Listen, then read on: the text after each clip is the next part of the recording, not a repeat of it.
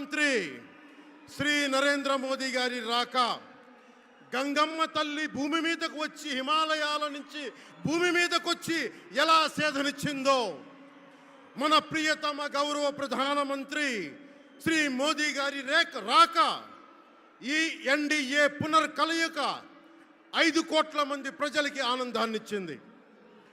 దేశ ప్రజల ఆశీస్సులతో ముచ్చటగా మూడోసారి ప్రధానమంత్రి అవ్వబోతూ హ్యాట్రిక్ కొట్టబోతున్న శ్రీ మోదీ గారికి ఆంధ్ర రాజ్య ప్రజల తరపు నుంచి ఎన్డీఏ కూటమిలో భాగస్వామ్యమైన 3 పార్టీలు భారతీయ జనతా పార్టీ, తెలుగుదేశం, జనసేన తరపు నుంచి శ్రీ నరేంద్ర మోదీ గారికి ఘన స్వాగతం పలుకుతూ హృదయపూర్వక నమస్కారాలు తెలియజేస్తున్నాను.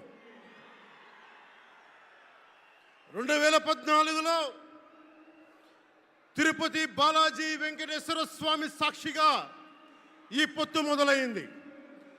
ఈ రోజున ఇక్కడ 2024లో బెజవాడ కనకదుర్గమ్మ సాక్షిగా ఈ పొత్తు వేరే రూపం తీసుకోబోతుంది. దుర్గమ్మ తల్లి స్వయంగా ఆశీర్వదిస్తుంది. ఇక్కడ ఆంధ్ర రాజధానికి అమరావతి దేదీప్యమానంగా వెలగాలని, దానికి నేను అండగా ఉన్నానని మోదీ గారు మరీ వచ్చారు ఇక్కడికి. ఒక్కసారి మన కోసం వచ్చిన మోదీ గారికి, మన కష్టాలకు భుజం కాయడానికి వచ్చిన మోదీ గారికి, 5 కోట్ల మంది ప్రజల కోసం నేను ఉన్నానని చెప్పి వచ్చిన మోదీ గారికి ఒక్కసారి బలంగా కరతాళ ధ్వనులతో ఘన స్వాగతం పలుకుదాం.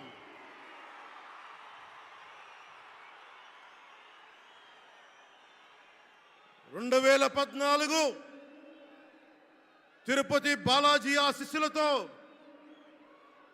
ఎన్డీఏ విజయాన్ని సాధించింది, ప్రభుత్వాన్ని స్థాపించింది. 2024లో దుర్గమ్మ తల్లి ఆశీస్సులతో మొదలు పెడుతున్నాం. అంతకు మించిన ఘన విజయం సాధిస్తున్నాం. ఎన్డీఏ ప్రభుత్వాన్ని స్థాపిస్తున్నాం. బిడ్డలకి అండగా ఉండే దుర్గమ్మ తల్లి అయ్య కంటే ఒక ముద్ద ఎక్కువే పడద్ది. అలాంటి తల్లి ఆశీస్సులతోటి మన ప్రభుత్వాన్ని స్థాపించే దిశగా వెళ్తున్నాం. మోదీ గారు డిజిటల్ భారత్ అన్న నేపథ్యంలో దేశాన్ని మొత్తం తీసుకెళ్తా ఉంటే, ఇక్కడున్న వైసీపీ ప్రభుత్వం అధికారికంగా ప్రతి చోట క్యాష్ ఎకానమీ అయిపోయింది. దేశాన్ని డిజిటలైజ్ చేద్దాం, కరప్షన్ తగ్గిద్దాం, బ్లాక్ మనీని తగ్గిద్దామంటే ఆంధ్ర రాష్ట్రంలో మటుకు బ్లాక్ మనీ ఎక్కువైపోయింది. ఉదాహరణకి సారా తీసుకుంటే